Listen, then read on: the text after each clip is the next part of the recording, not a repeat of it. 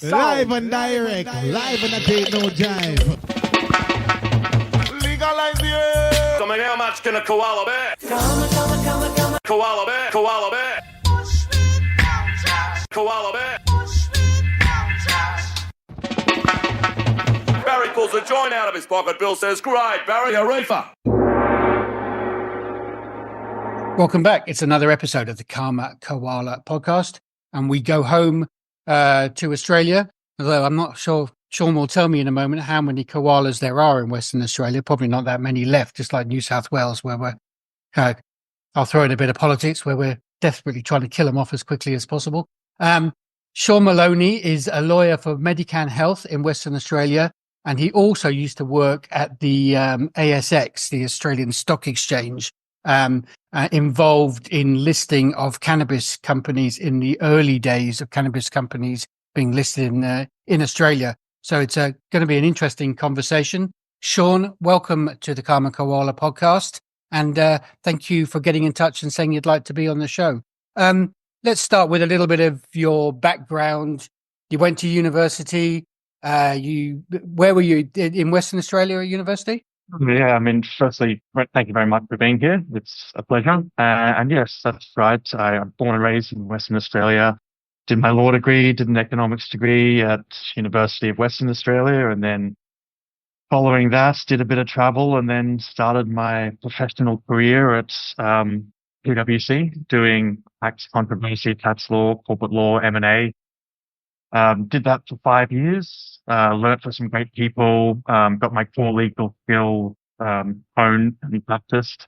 And then from there, reached a point where the prospect of working 50 hours a week for the rest of my life didn't quite work with my lifestyle long term. And so I sort of had a look at what other options would be out there. Like most Australian first-year lawyers and second-year lawyers. That's right, yeah. 70%. Yeah. I've got an ex who was exactly the same, ended up at Moody's, but yeah, her days at Clayton Utz were very numbered when she worked out exactly what she was going to have to do. Yeah, that's right. There's lots of us in that bag. And so this role at the ASX popped up, and I also had a corporate tax background, the corporate law as well. So it was kind of a natural progression to move over and get some experience in regulation. And that was an amazing job. It was fascinating, sort of monitoring company announcements, conducting investigations into insider trading, your process waivers. You really sort of get into the nitty gritty of the market operation. And then sort of a year into, it was an overall 4.5 year stint there, I got handed a biotech portfolio, which contains the medicinal cannabis companies that were listed on the exchange. Most of them anyway, there's about 15 of the total 20 that are either plant touching or ancillary in the space. And I already had sort of quite an interest in medicinal cannabis. It was just taking off in Australia, and I was kind of seeing the amazing benefits that people were getting from it, and including some of my friends. The market listings. I'm interested because I remember those first companies. Did it seem a bit Wild West at the time? I mean, it seemed to me that a number of companies at that particular time were listing to make profit from share price rather than actually getting too involved in the industry. Did you get a feel of that through some of the companies that were listing, or did you feel that most of them were actually trying to build medical cannabis businesses? Because there seemed to be probably 60-40 medical cannabis in favor of companies who are just like, I've come out of the mining industry. Let's give this a go. We can get from 0.3 cents up to 0.8 cents and then close it down after a year or two. Yeah, definitely. There were a few guys that would fall into that latter category. I think we would call them advisor listings at the exchange. So the only people that were ever going to make money out of it were all the professional advisors that went along with it. And so, yeah, definitely there are a few companies that I wouldn't say it's, their heart wasn't in it, but they either didn't have the skill, the experience, the background. They were just looking to make a quick buck. What was the official 2 to 3 year? How did the exchange officially think about those sorts of companies? I mean, you know the rules and regulations much more better than me. So obviously they couldn't stop them doing it, but did that mean there was a closer check on compliance and stuff by the ASX? That would be, and to get to go through an IPO or about the listing of the exchange, there's rigorous rules that need to be met. There'll be lots of lawyers on both sides, working together to make sure they meet all of the stringent requirements. And of course, having a genuine business, having a purpose behind it, that's probably number one. The ASX will conduct some level of due diligence to make sure that it has a legitimate business plan. The problem is you just don't know who's really there to follow through with them. So, we would even monitor some of their disclosures on how they use their funds after they IPO. They raise a certain amount, they commit to shareholders that they'd spend so many amounts on different activities that they're going to undertake, and then we'd look at it and there would be levers that we could pull to say, hey, hang on, you haven't actually spent your money. What's your business plan here? Are you actually genuine? And then there's lines of queries we would go down to tease out, what's the biggest activities. But in the end, there's kind of not much we can really do unless they break some specific rule. It's really up to shareholders to kind of make their best decisions over which of the companies that genuinely want to be here over the long term and which are really just hoping to ride a bubble for 4 or 5 years, sell out and make a quick buck. But to determine which one is which one companies are in the first bucket and which are in the second is tricky. It takes years to try and figure out over time. So we're in a sort of similar position to shareholders in that aspect. I mean, I get the sense now none of those companies exist on the exchange at all. I mean, would that sort of be close to correct now? I mean, obviously I'm not privy to what some people are doing, but it seems to me they've been washed out. Would you have the same feeling? A number of them have delisted. Either the ASX has delisted them or they've run out of money, gone into administration, that sort of thing. So there's been a number that have followed that trend. But there's also a number that have been listed since 2018, 2019. They're still not making heaps of money, but nonetheless, they're hanging around. They're very genuine. They're here for the long term. And so I'd say that the vast majority that initially listed over the bubble of 2018, 19, 20, they're probably still there, even though they're just kind of plodding along. But it's a long-term industry. It's a long-term view you're looking at there. I know, the experience in the US and Canada, I think they went through a pretty similar sort of cycle where there was a big bubble, lots of companies, lots of money flowing into the space. I think you're about to get another one, a very short-term one, but yeah, another one. Exactly. Well, the share prices whipped up about 10 days ago, and then we're already down 3 Mm-hmm. days after that. I presume they'll go up this latter end of this week, and they'll be down again by the end of next week. I mean, Mm-hmm. it'll reflect the Wall Street generally. Okay, I mean that we can talk more later about the ASX, but what led you out of the ASX and indirectly into the industry? I mean, obviously connections, etc. But how did it work for you? I like to build a knowledge base around cannabis. So I already had a corporate law knowledge base listing rules. I was monitoring what these companies were doing, on the phone to them pretty regularly, some of the management teams. And as I sort of discovered more about the industry, I became more and more interested, learned about all the other myriad of laws that apply to companies who wish to get cannabis from a farm and then into the hands of a police for a prescription system. It's very complex. And I kind of had this opportunity at MediCann Hill. So that came up. And you were more interested in really, going really into a corporate role. There's so few solo cannabis lawyers in Australia. I can count them on less than one hand. You felt it was better for you to work in the industry rather than start up your own firm? At least initially. I think I wanted to be hands-on. I wanted to be at the forefront. MediCann's been growing year on year. It's an industry that, 8 years ago didn't exist at all. And currently there's, as you said, there's a handful of lawyers who really know what they're doing in cannabis. And I felt like the best place to learn the skills was to be hands-on, on the ground with a company in the space that was, at the forefront. I think the option to consult, as you said, there's only a few of us. It might take some time to build up enough people in the industry that know you have those skills and that you can deliver a service that's above and beyond what, say, the big firms could do, where they have a lot of good corporate experience, a deep knowledge bank of the law, but they don't really have any specific cannabis knowledge. And I think it's a very niche skill and one's best honed within industry, at least initially. So tell us a bit about MediCann. I actually don't know too much about them. So when did they start? Who are they?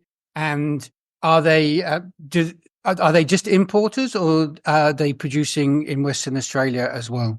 So we have a clinic and we have a brand. So we have a clinic with a number of doctors that have telehealth appointments with patients all around the country. And then we have MediCann Health, which sponsors various medicinal cannabis products into the Australian market. And we buy it from a cultivator. We don't do any cultivation ourselves. And your cultivator is a local cultivator or overseas? Various. So our main cultivator is located in Australia. It's ECS Botanic. And we have a very good relationship with them. They provide us with a number of our sort of headline items. But then we also import products from various cultivators all around the world.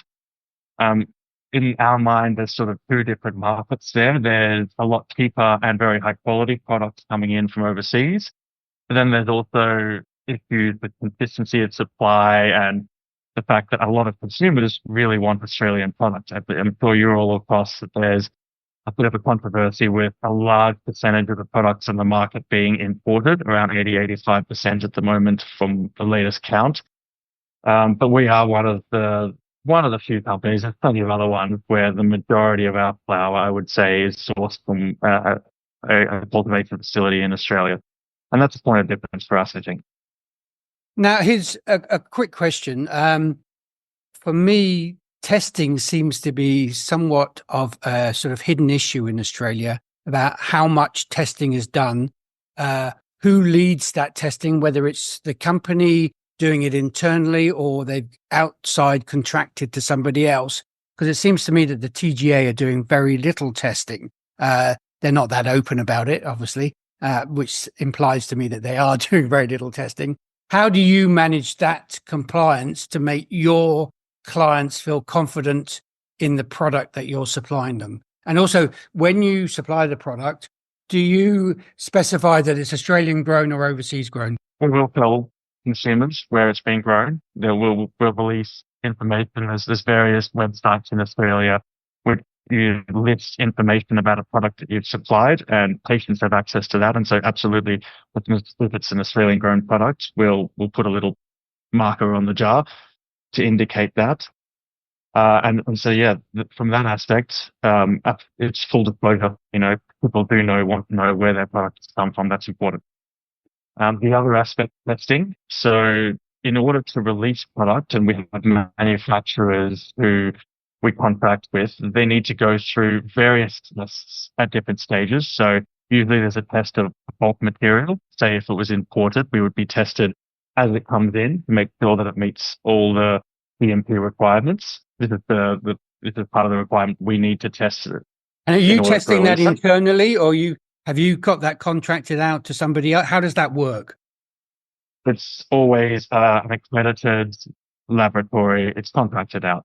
And so I would say very few companies, I wouldn't think any companies in Australia as a sponsor would have internal laboratory testing facilities. They were all basically done by a few different testing labs that are located around Australia, and they're accredited, they're certified and independent.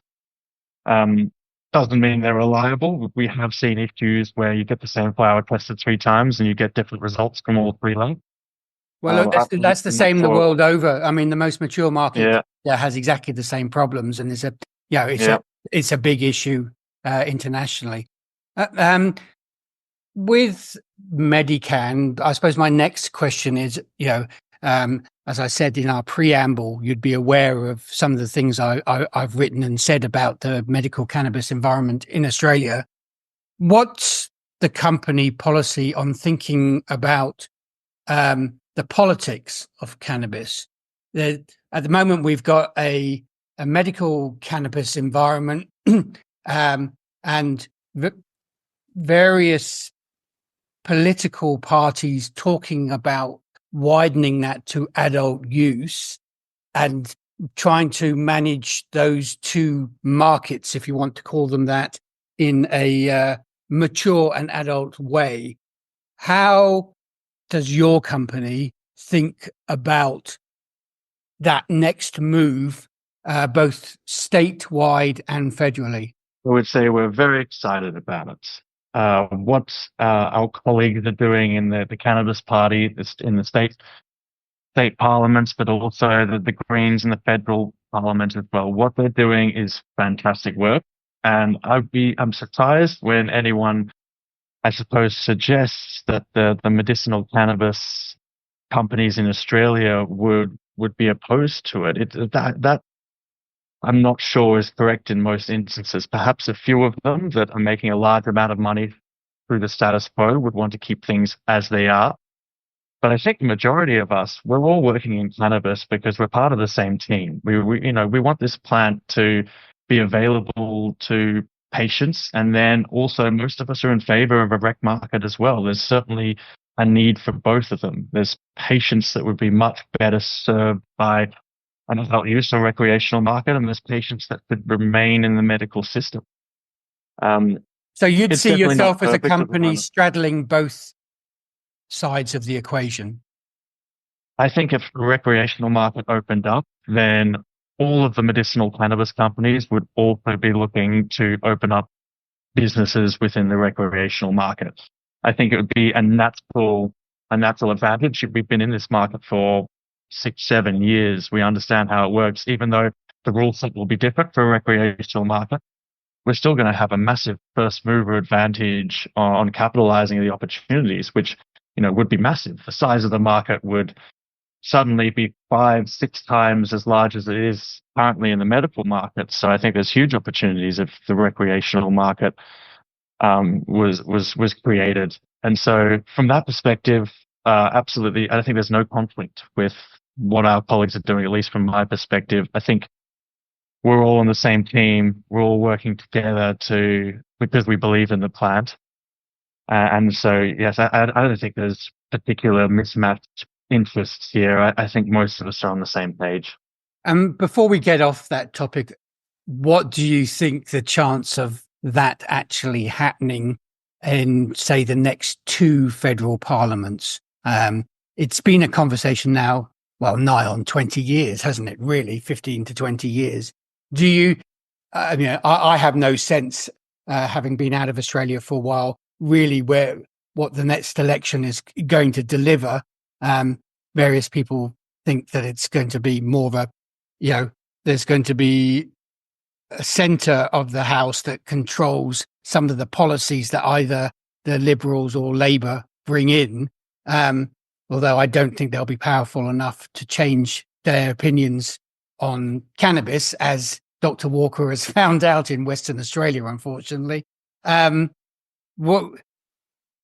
Your personal view, I can't ask you for the company view, but your personal view, do you think there's any progress on this? Conservatively, I would say within the next couple of years, probably not. Things are moving very slowly until we get support from the major 2 parties. It's going to be very hard to do things. Even if, the Greens or the Cannabis Party win a few more seats in the upcoming elections, perhaps they can leverage things, the balance of power, to push some things through. Not much has happened yet, but I think 2 years is ambitious as a timeline. 5 years seems realistic. I think we could get some real change in 5 years. But then again, if you asked me 8 years ago, would we have a legal medicinal cannabis market in Australia within a couple of years, I would have said, no way, you're crazy. No way it's going to happen. So I'd be very happy to be proved wrong, but I'd be very surprised if there was any real movement towards, some sort of an adult recreational market within the next 5 years. But be very, very happy to be proven wrong. It would be very welcome. And so do you think, following up to that, do you think that doesn't really matter which of the 2 major parties get back, that they will tinker with the medical program for political purposes? Obviously, there's some management issues at the TGA. How do you think, say we're not talking about adult use for another 2 to 3 years. Obviously, there's an element within medical that suggests that some of the product is going for, inverted commas, medical stroke recreational use. Do you think, and which makes perfect sense, because I prefer it would stay with the medical market, because otherwise it goes to the black market. One way or the other. One of those, demand is demand. This is what amuses me, especially about the writer politics in Australia, is for some reason cannabis doesn't follow the same economic rules as everything else, because supposedly it's an illegal drug. But I mean, demand is demand, and it's growing every year. So how best as a lawyer would you suggest to control or manage that demand in this interim period while politicians in Canberra decide how to manage an all-inclusive medical and recreational market? They're constantly looking at this. They're constantly tinkering with the rules to make sure that we get it right. Part of the problem is that there's various different lawmakers who are looking at this. You've got rules from state health, and every single state in Australia is different, similar but different in a lot of key aspects. And then there's the federal government coming in over the top, managing the TDA and the ODC as well. And so they're constantly tinkering with the rule to make it work more efficiently. There's current issues. They're aware of these current issues and they're dealing with it. I think the aspect of a lot of the recreational patients being in the medical system, 100% I agree with you. I think there's definitely people that would be better served in the rec market, but these people are much safer being in the hands of doctors rather than the black market, like you pointed out. The other aspect is prescribing rules. And so the state health bodies are regularly issuing new guidance on what is appropriate prescribing. And so I think we're going to see more of that, particularly there's been a few headlines on inappropriate prescribing. There's been a few doctors who've been investigated for prescribing very large amounts, over 2, 3, 4 grams per day for patients. I would expect there's probably going to be more rules and guidelines that comes into effect trying to deal with that. So fairly recently, State Health in Western Australia put out a 2-gram limit. Otherwise, you need to seek specific approval from the regulated prescriber. I would expect similar rules will probably be rolled out around the country. So there'll be a lot of tinkering. The problem is, though, I think the reaction from lawmakers is probably very focused on headlines. There's been a lot of headlines coming out of the last year, negative headlines on the models of medicinal cannabis clinics, particularly the vertical ones. There's also been headlines coming out on the advertising of medicinal cannabis, a couple of key cases that are underway at the moment there. And so it's going to be some constant tinkering over the next 2 to 3 years. I don't think they're going to restrict access. The common phrase you hear around, you can't put the toothpaste back in the tube. So I think it'll be tinkering to change the rules of the current system, to trying to minimize the potential for headlines to be developed as a result of usually prescribing or advertising. And then from there, I think they'll slowly start to look at the recreational model, slowly start to move people over once the financial incentives really become clear and become a compelling argument for them. And so, yes, I think it's going to be a lot of changes, a lot of work, lots of lawyers and compliance experts needed to untangle them all. And then eventually, after 5 or 6 years, fingers crossed, culminating in a recreational market, resolving a lot of these issues. Well, that leads to my next question, industry self-regulation. The Australian industry sort of self-regulates, but I don't think it self-regulates as efficiently as it could. And it's created a number of associations where they seem to fire through the same people heading up those organizations. Either they're at the end of their initial career and it's a nice thing to put them on, but they seem to be off within 6 or 7 months, and then somebody else moves in and it's the same voices. I'm talking to you, you're much younger than I my belief is, if I had my way, it would be anybody under the age of 40 or under the age of 45 should only be allowed to be on the boards of these industry body. So that the future is, well, the future is thinking. The industry is, it's not putting out to pasture and look how well I've done. I'm just going to do this for a little bit because I can rake in another 90 or 100 grand over the year on these boards, or look good because it gives me a couple of junkets to, go to Las Vegas in November or something. Rather get some younger people in, professional people, but also anybody from small cannabis farmers in Western Australia or northern New South Wales who are on the front end of these things, growers, testers, and really have people who see their future in the industry, shaping how they think about it, but how the wider population and politicians think about it. What are your views on that? Because it's like a lot of things in Australia, it's the same 8 people. This isn't just a cannabis problem. This is across the Australian economy. In each sector, the same 8 to 20 people control the language and the debate. And it would be nice if cannabis is a new industry to say, you know what, let's have some younger people in who really are going to be doing this for the next 30 years.